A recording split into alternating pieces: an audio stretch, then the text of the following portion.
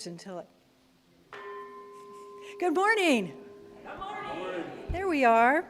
Happy New Year. Yep, it's here. It's here. We get to write 2022. It's way fun. Way fun. Don't mess up. Don't mess up your checks or anything like that.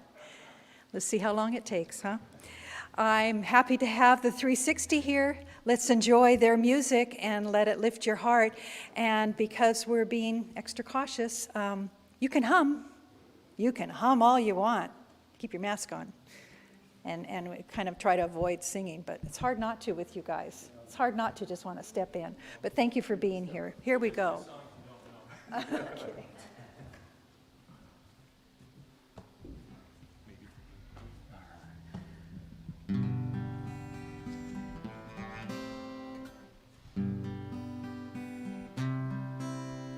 The earth is a mother just turning around, with her trees in the forest and roots underground.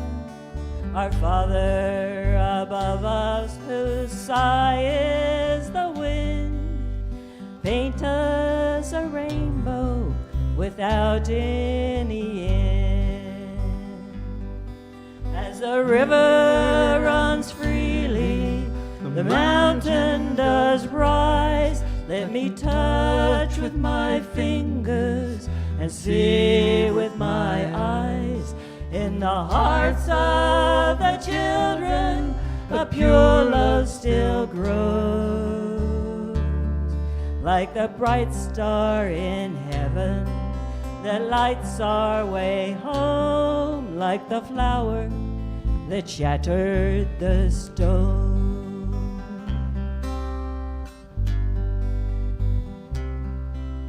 Sparrows find freedom beholding the sun. In the infinite beauty, we're all joined in one. I reach out before me and look to the sky. Did I hear someone whisper? Did something pass by? As the river runs freely, the mountain does rise. Let me touch with my fingers and see with my eyes. In the hearts of the children, a pure love still grows. Like a bright star in heaven that lights our way home, like the flower that shattered the stone.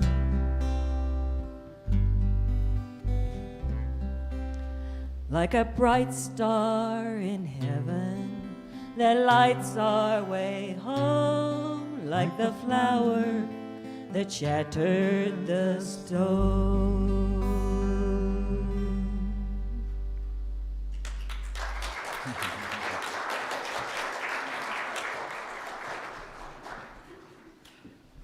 Beautiful song to start our New Year's with. Thank you.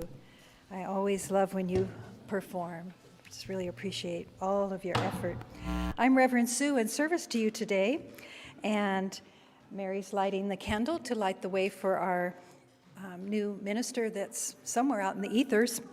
Now, the light will help it form, and we will welcome them this year sometime. I want you to take a moment to recognize one another first before we turn away from each other. And then we're going to, is there children here today? Any little children? Oh, there, duh. I'm still fogged up. So as they're coming forward, I want you to turn and wave to the camera. And Happy New Year and peace be with you to those watching from home. Happy that you're joining us. Happy that you're here. Yeah.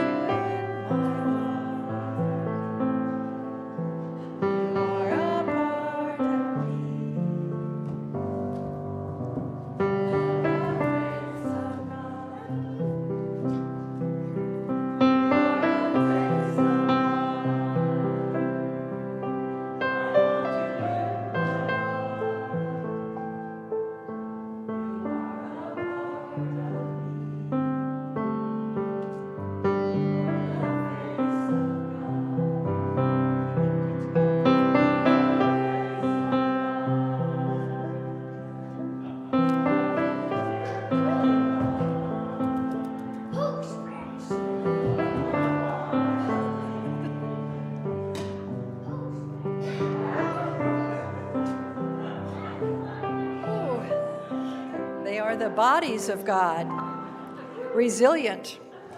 I want you to be as amused when I do that, okay? That's my fear lately, is just rolling along. So I want to thank Jim's here helping in the sound booth with Lindy. Let's all wave to Jim and say yay, thank you. And Doug and Ronnie, thank you always for greeting everybody with such warmth and love. And I don't believe, Jill, you're not on the board desk because there's nobody there. Okay, so will you count? Thank you. She's doing the bookstore today. So is there anybody new here today visiting us for the very, very first time? It looks like familiar faces, so that's always a warm and friendly way to begin the day. How about any birthdays? Any January birthdays? Yeah, well, hello. A couple of them, awesome.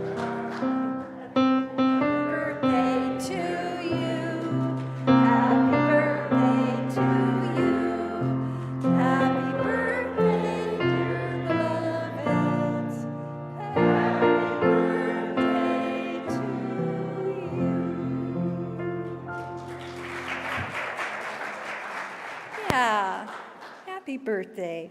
Happy New Year and happy birthday, all of that. Let's take a moment to silence your cell phones if you're not needing them for hearing device or anything. That's helpful to keep our service quiet and not interrupted in any way. I have very few announcements, isn't that lovely?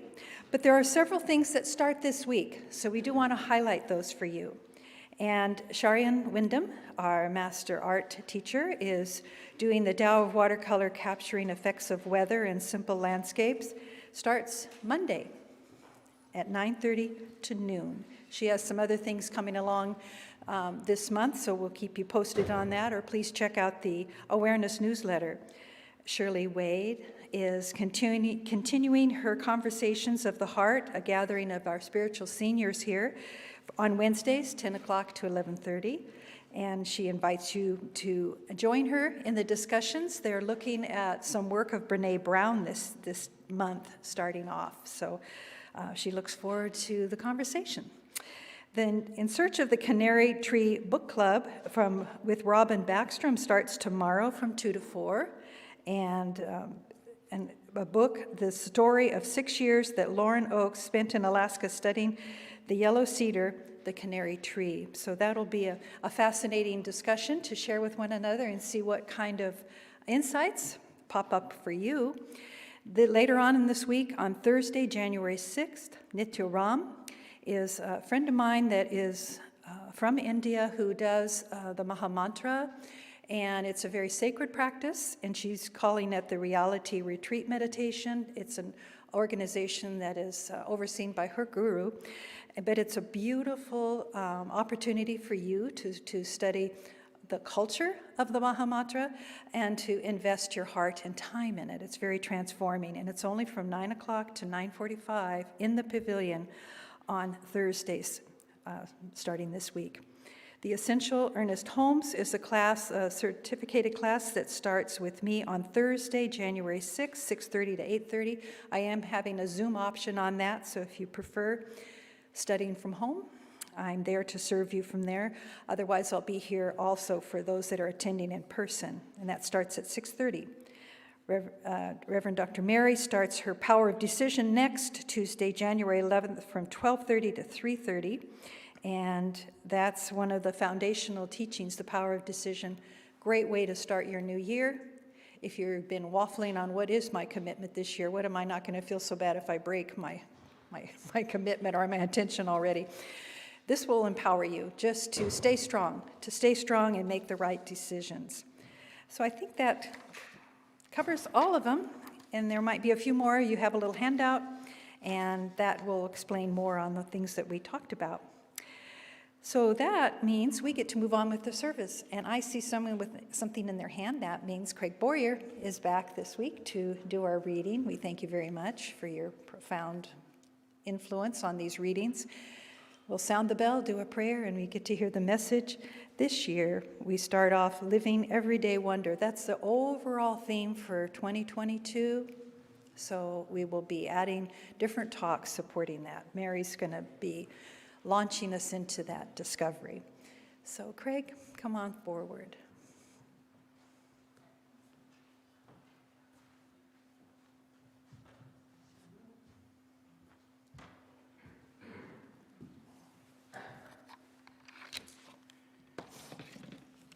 In the words of Earnest Holmes, in the Science of Mind textbook, page 270, he writes, "It is not necessary, if we should pass on tonight, that anyone should remember that we have ever lived.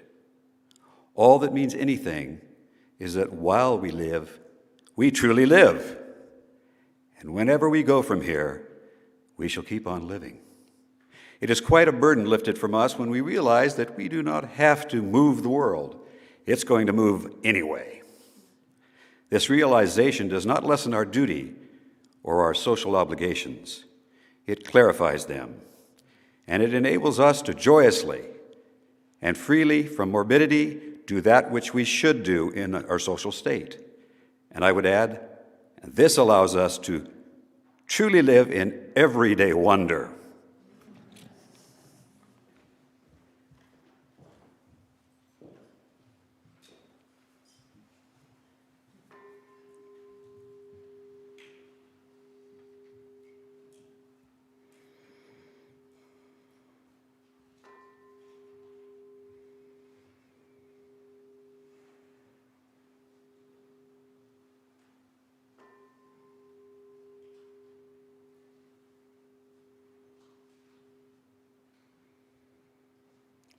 And in this moment, we choose not to hurry the silence, to spend a few moments recognizing that each one of us here are settling in to the wonder of the present moment,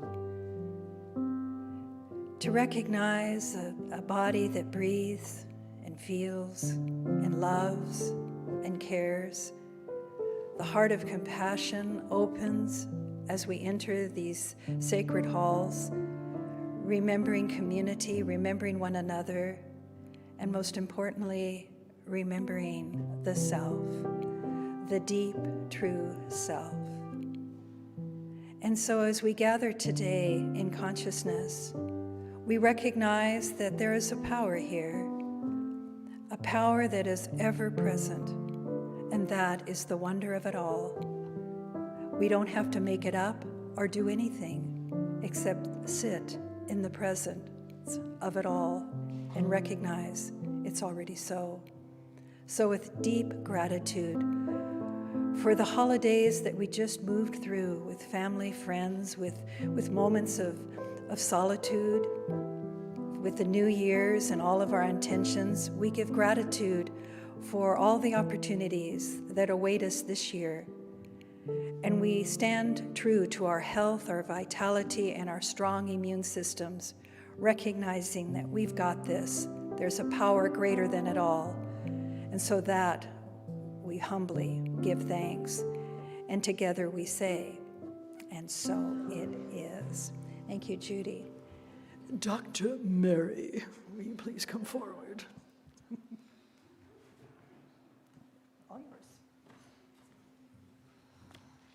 Good morning. Living everyday wonder. You know, a new chapter has just opened up in our lives, and I really think it's going to be one of those anything can happen years. We're not going to be able to plan it out very well, but infinite possibilities exist. Infinite possibilities exist. So it's important to focus the mind, focus your heart on how you would like to live this new life. You know, around the world, I would hope we would want more love. Or not, it may not happen. But we want more peace, but that may not happen.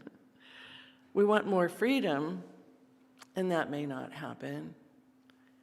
And we want more stability, and that may not happen. So I'm inviting you to join Reverend Sue and I for the More crowd not the not happen crowd. We're going to go for more. Love, peace, beauty, joy, freedom, stability, all those good things. So let's begin the year with a sense of wonder, knowing that as a society, we can find answers to whatever questions are out there. For those of us who are religious scientists, who study the science of mind, when we ask for something, when we ask for guidance, we expect to get it, don't we? We expect it, regardless of how difficult it looks or how simple our mind thinks about something. I'm always in awe of, I would have never thought it would be resolved that way. If you've had those moments, would have never dreamed it would have been resolved that way. So often the answer we get is greater than anything we expected. And you know, that's what drives science. There's more, greater, bigger out there. There's so much more. And all advances in society, in this philosophy, it's always been towards a more forward direction. So I was thinking about the word wonder, W-O-N-D-E-R. And when it's used as a noun, it means awe, excitement, something marvelous has happened. For example, the Taj Mahal is one of the great wonders of the world. But when we use it as a verb, it changes a little bit. I wonder. It actually invites speculation or maybe a moment of doubt. Like, I heard this news on TV and I wonder, is it really true? Could it really be true? And when wonder is used as a modifier, it can be used to share spectacular results or discoveries. I don't know about you, but this caught my mind this morning. When I was a kid, how I loved Wonder Bread. Do you remember it? Doughy white stuff. But Wonder Bread, it was a wonder. It never got stale. It never got moldy. It was a wonder. So I find it interesting that that one word can create amazement, excitement, or doubt, which is one of the reasons English is so hard to learn. You know, in most centers for spiritual living, January is the month where we look at the first 4 chapters in the Science of Mind text. It was written in 1926 and updated in 1936. And if you don't remember the last time you read the first 4 chapters, I invite you, please, take the time to do this because it's the very foundation of this philosophy. Just the first 4 chapters. It's amazing. Chapter 1 is the thing itself. Now, when I was new, I went, what is the thing? God? Why do you call God a thing? Well, it takes God out of the sky from the throne of a man sitting up there, and it creates, to me, in my mind, an energy field. And that includes everything seen and unseen. Chapter 2 is the way it works. It works through us. We have the co-creative power of the thing, and it works through us. Chapter 3 is what it does. It does its work through the law of cause and effect. And it shows us there's no limit to the power of our thought. And finally, chapter 4, how to use it. You know, Earnest Holmes, he was so brilliant. He came up with this 5-step process to focus our mind from God to ourselves as spiritual beings, to knowing what we desire is happening, and to give gratitude and thank you, and then not worry about it. That's the 5 steps of affirmative prayer. We call it spiritual mind treatment because we all could use a little mind treatment these days with what's going on in the world. So when I read the first 4 chapters and realized it was written in the 1920s, I was in wonder, awe and wonder. And there's so much of that wisdom today. Now, 1920s, 2020s, 100 years later, science is continuing to show that the brilliance of Earnest Holmes and all the other people before him, they really knew intuitively how this all worked. This week, as I was researching, I came across an article April 2018 in Forbes magazine. Now, if you don't know Forbes magazine, it's particularly for those in the corporate world. So I was shocked. Here's an article. Yes, your thoughts can actually change reality. Corporate World by Bruce Kasanoff. And he wrote that when it comes to a conversation about the power of positive thinking, setting intentions, the law of attraction, the crucial point almost always gets lost. We must think with intention. Intention. He means it's thinking the same thing the same way every day. We can't just spit it out and call it an intention if we're not focusing on it and matching our actions to our intention. Conducting our life congruent with our thoughts. Now it becomes a little more challenging, doesn't it? It's our belief that changes everything. So if we want a more peaceful world, why did we get angry yesterday? Why did we get frustrated or resentful, or why were we criticizing people if we really want peace in the world, if that's our intention?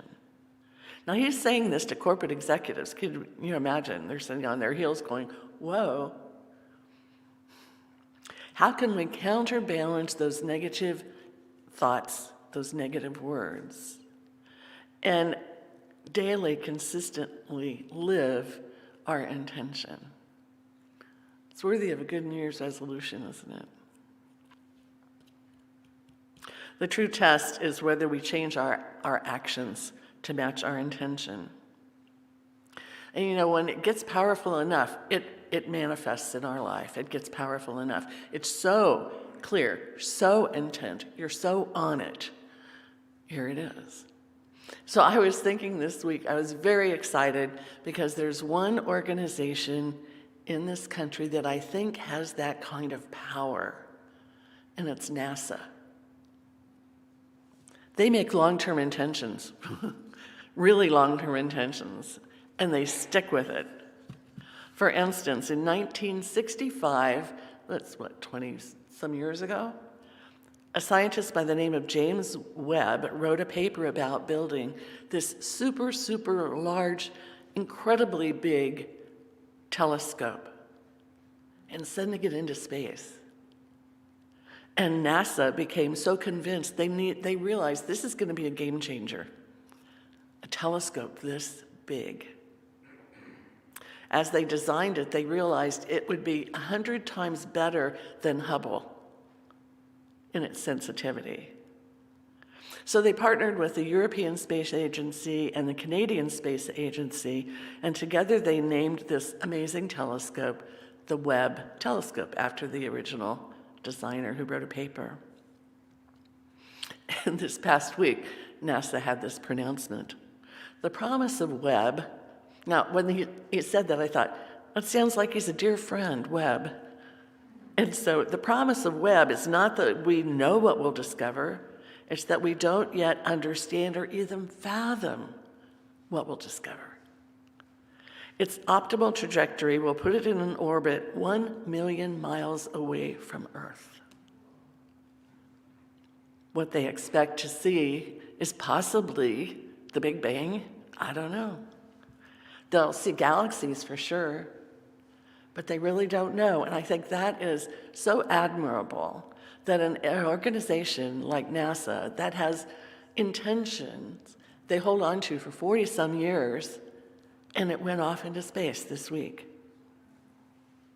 You know, I'm thinking Stephen Hawking, who passed some time ago, I bet he's just in awe of this. I bet he's just in awe. Because before he passed, he said, another 50 years, we'll know so much you will think what we're thinking today was childish. So it's going to get better and better. So it launched this past week, and within 2 hours, they made 2 course corrections that they knew they'd have to make so that it would set perfectly in an orbit 1 million miles away. Then it would unfold this large mirror system and would start taking pictures. And they actually expect to have some pictures within 6 months.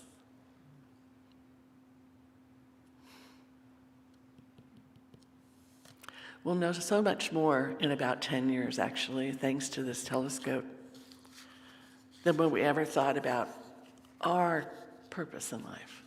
Our purpose in life.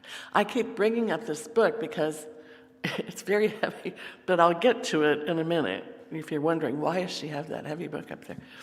Okay, so if you have children or grandchildren, or if you have a child's mind, the Webb Telescope webpage is awesome. They've got drawings of every part of the telescope, and you can color them in if you want, or let your grandkids color them in. And you can track it. You can track its trajectory till it reaches its orbit. And then you can find out all the new discoveries that they're going to be making, what they'll be seeing. So it's a really great place to have on your computer.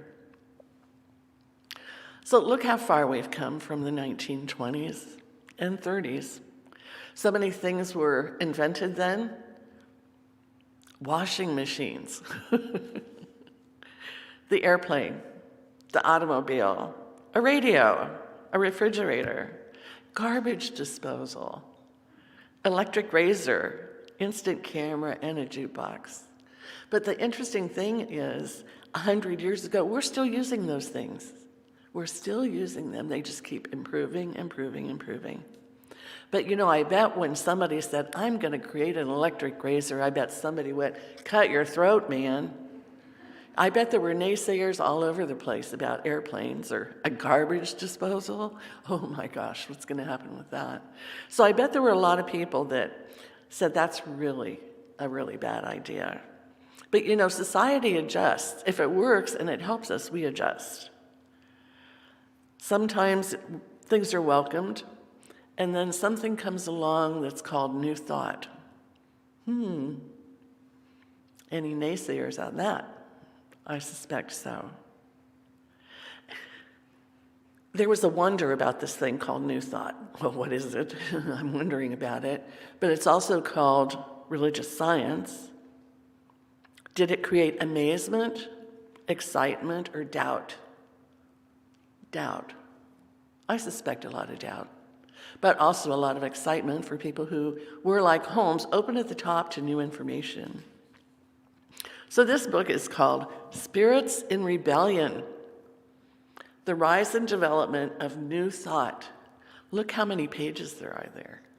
Lots of people were involved in not only developing, but explaining new thought. It's a really good read, believe me. I love this book.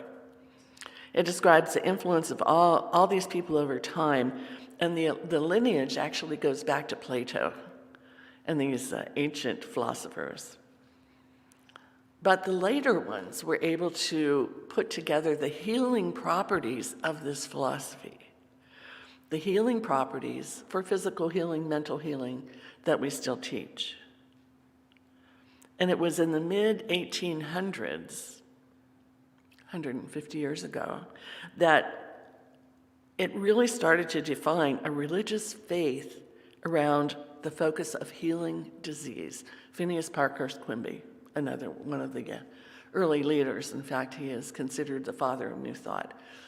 Physical healing by the use of this philosophy.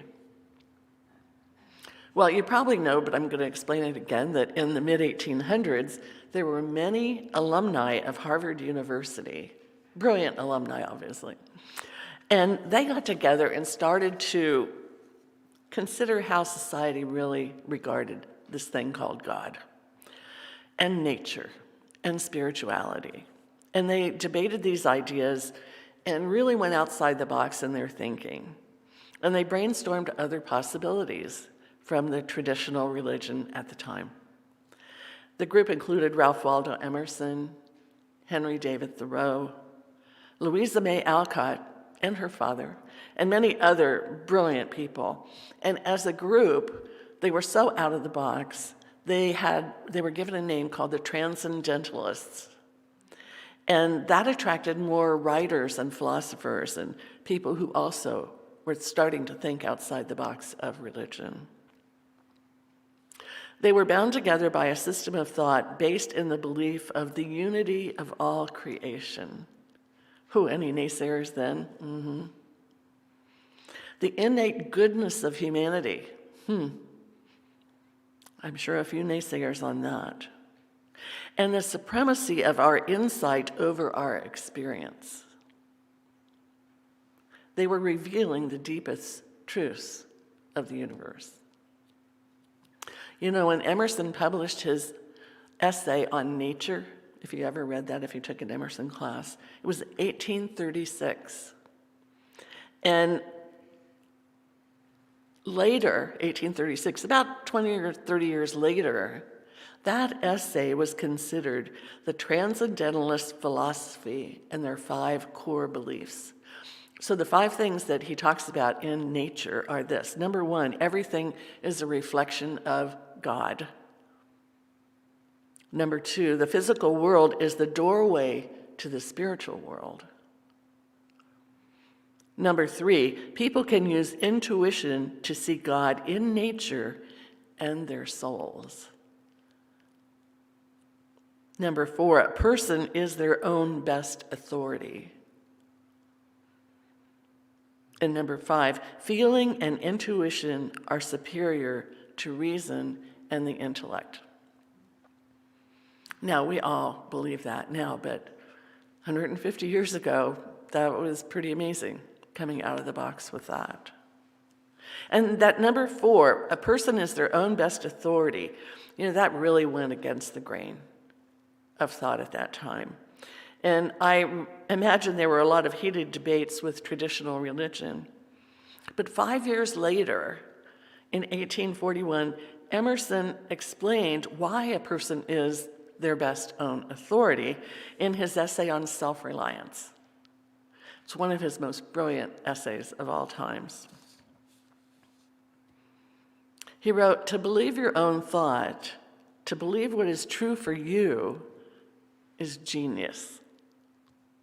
There's a time in everyone's education when we arrive at the conviction that envy is ignorance, imitation is suicide, and we must take ourselves, for better or worse, as our portion, that though the wide universe is full of good, no kernel of nourishing corn can come to us but through our toil, through our work, based on the plot of ground that we've been given to live in. The power which resides in us is new in nature, and none but we know what we can do with it. We have to experience it. We have to kickstart it. It begins with us. And we don't know what we can do until we try. Because, here's a wonderful phrase, God will not have his work made manifest by cowards. Do you remember reading that? I always laughed at that. Cowards? Who's a coward? Well, someone who doesn't use their own spiritual divinity to be in charge of their life. So he wrote, trust yourself. Accept the place that divine providence has found for you. But society is a conspiracy against every one of its members because it requests your conformity. Self-reliance is its aversion. Yet nothing is at last sacred as the integrity of your own mind. He continues, what I must do is all that concerns me, not what people think. You'll always find those who think they know what your life should be like. It's easy in the world to live by the world's opinion, and it's easy to live in solitude and then live your own life there. But the great one is the one who, in the midst of a crowd, keeps their sweet independence. A person is their own best authority. He says, if we're conforming to society, we're scattering our force. But do your thing and I shall know you, because conformity makes only false claims about you. When you conform, you're not being true to yourself. And then we have to question your every word. Another terror that scares us is consistency. Should we be consistent? And he says, it's the foolish consistency is the hobgoblin of little minds. Do you remember that? Hobgoblin of little minds, if you're just being consistent with society and not being in charge of your life. He says, with consistency, a great soul has simply nothing to do and may as well concern themselves with their shadow on the wall. So there you are. It's easy to see that one with a great self-reliance is revolutionary. Revolutionary in their community, in their religion, in their education. There's self-reliance on the soul, there's self-reliance on this thing we call the law of cause and effect, but nothing can bring us peace but ourselves. In 1895, long time ago, the earliest New Thought group was a metaphysical club in Boston. Their purpose statement was to promote interest in and the practice of a true philosophy of life and happiness, to show that through right thinking, one's loftiest ideas may be brought into realization, and to advance intelligent and systematic treatment of disease by spiritual and mental methods. That was pretty gutsy in 1895, don't you think? Pretty gutsy. And so as I was pulling this talk together, I remembered Jean Houston. Some of you know her or attended her workshops, but in the 1997 printing of the Science of Mind text, she wrote the foreword, and it's brilliant.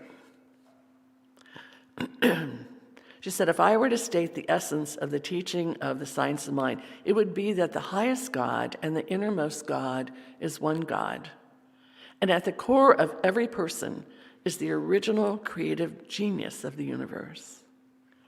Consciously or unconsciously, we direct the flow of universal mind into form. We guide our own life.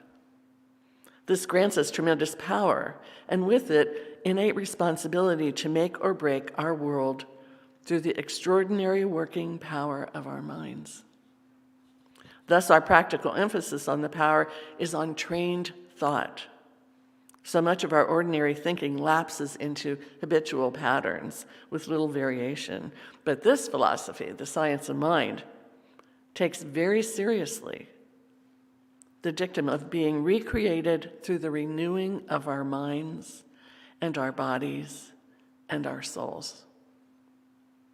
We orchestrate our positive thoughts and emotions towards higher purposes and creative ends. In essence, it shows us how to stop boring God with whining so much. That just cracks me up. Stop boring God with our whining. She always has a good sense of humor. So here at this center, it's why we put so much effort into classes and workshops. It's not just to keep us busy, believe me. It attracts lifelong learners like you. It attracts learners who love the thrill of renewing our mind, improving our body, and connecting with our soul.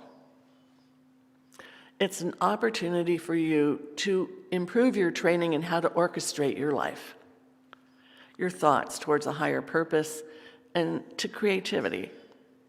And believe me, if you take enough classes, there will be no time for whining.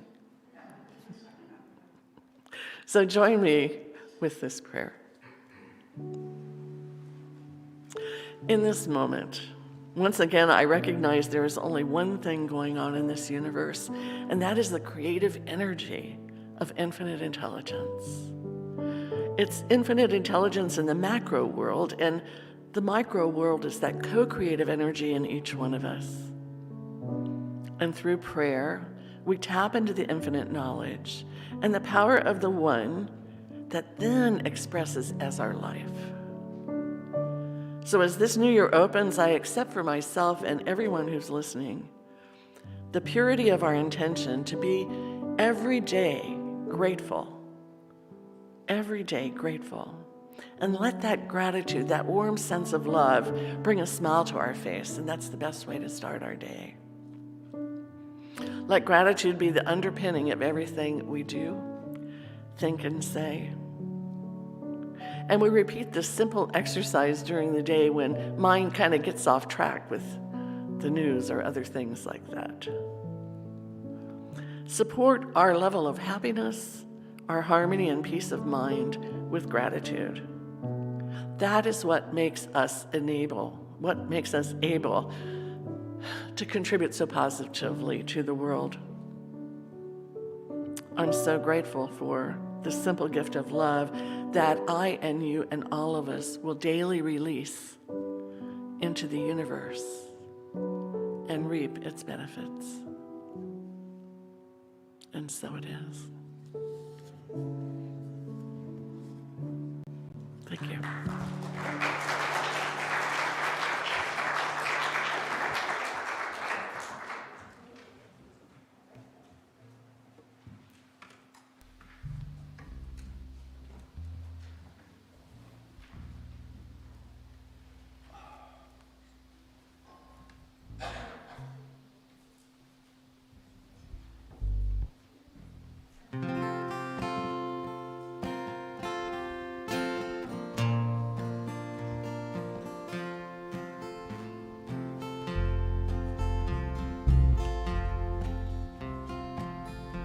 I am but a small part of this great big world as it slowly goes through the heavens. I'm bound to soil, rocks, air, and sea, held by so much more than mere gravity, and I hold on with hands of love, and I hold on with hands of hope. I hold on to sunshine bright, to birds in flight, to laughter's sound. Yes, I hold on to God's good ground. Each of us must take our own steps, choose our different paths, yet we travel the same direction. Double helix strands of protein we unwind to find that everything pivots on a miracle, and we hold on with hands of love. Yes, we hold on with hands of hope. We hold on to sunshine bright, to birds in flight, to laughter's sound. Yes, we hold on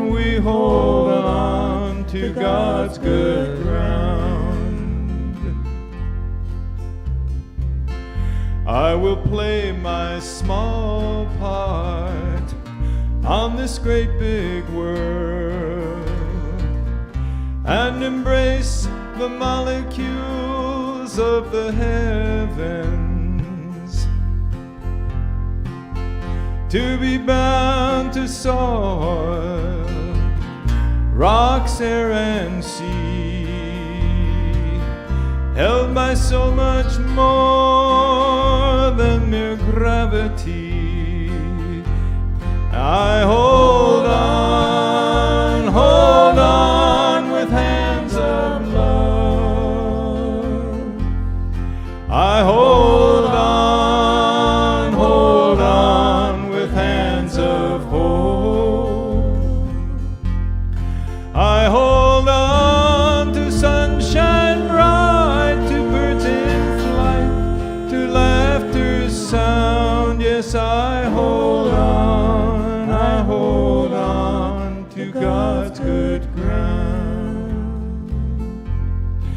I hold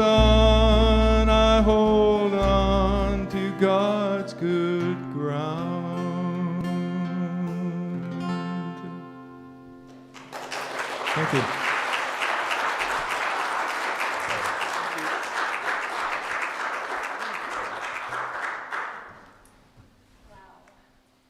Was that the perfect song for that talk? Wow. That's so awesome. Thank you, 360, and Dr. Mary. What a profound message to start our year and to empower us, right? To feel empowered. I have a little 2-year-old saying, book, book, book, book, book. Book, book, book, book, book, book. Big book. So, Mary, I appreciate the message. I'm going to call the ushers forward here, but I just watched twice, Just Look Up, the movie, Netflix movie. But I watched that movie twice from a religious science point of view, and they have the telescope going through. There's part of it where you're looking in the galaxies, and there's so much awe, there's so much beauty, there is so much wonder that we can anticipate. And so, I just was taken to a deep place. And it's fun to look back at the history on the shoulders that we stand upon. So as you prepare right now for your offertory, I invite you to really deeply reflect on the gift that you're about to give, thinking about. So as you prepare for your offering to the center, remember the overflowing power of the divine energy, that this energy overcomes every obstacle and pours out into the world, blessing and prospering everyone and everything through the gifts you give. So know and feel the truth of, I radiate blessings, I radiate creativity, I radiate prosperity, I radiate loving service. Through my vision, the world is blessed. I am grateful for the abundance that is on the way and for the abundance I currently have. I share my good with joy, and so it is.